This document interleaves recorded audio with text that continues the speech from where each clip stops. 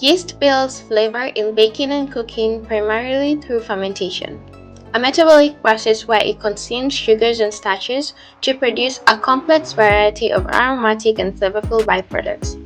While it is often praised for leavening, its flavor architecture is constructed through the following key mechanisms. First of all, we have the production of secondary metabolites. During fermentation, yeast produces more than just carbon dioxide. It generates a spectrum of volatile organic compounds that define a food's sensory profile.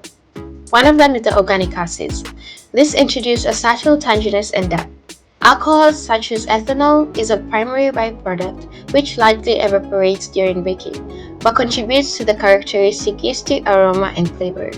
We also have the esters and the aldehydes. These compounds create fruity, buttery, and floral notes that differentiates yeast-leavened goods from those using chemical leaveners like baking powder. Second is the enzyme activity and precursor generation. Yeast acts as a bag of enzymes that breaks down complex flour components into simpler, more flavorful molecules.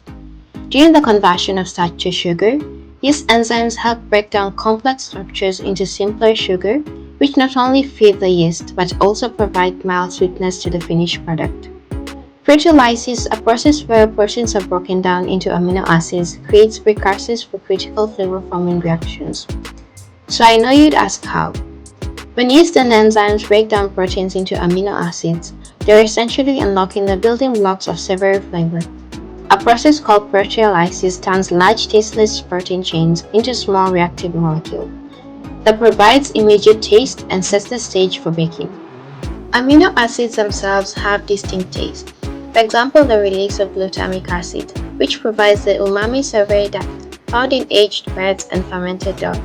Without this breakdown, the dough would taste flat and starchy. Boosting the Maillard reaction. Yeast contributes significantly to the flavor and color of crust during baking by releasing amino acids and sugars. These compounds are essential for the Maillard reaction, which occurs during baking where free amino acids react with sugars such as glucose and maltose under high heat of about 140 degrees Celsius / 285 degrees Fahrenheit. Then the reaction creates hundreds of new flavor compounds, which produces a savory, toasty, and complex aromas associated with a freshly baked bread. Flavor architecture via fermentation time. The intensity and complexity of the flavor are directly linked to the duration of fermentation.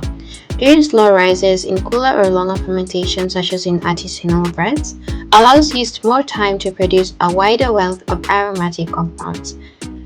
During synergy with bacteria, in sourdough, yeast works alongside lactic acid bacteria, which produces lactic and acetic acids for a sharp, tangy flavor profile. There is also the influence of environmental factors such as salt, which acts as a regulator by slowing yeast activity through osmotic pressure. This deceleration is crucial for preventing overproofing and allowing enough time for nuanced flavors to develop structurally and chemically. Temperature is also a factor. Warmer environments speed up rise but may sacrifice flavor complexity. Cooler temperatures allow for deeper, well-rounded tastes. Time matters. Because yeast and flavor enzymes such as proteases need time to chew through the protein chain, long cold fermentation like overnight in the fridge result in a much higher concentration of these free amino acids. This is why a slow rise in baguette has a much richer, darker crust and more complex flavor than a quick bread made in an hour. N'oubliez pas, j'aime, commentez, abonnez-vous. Merci de voir regardé.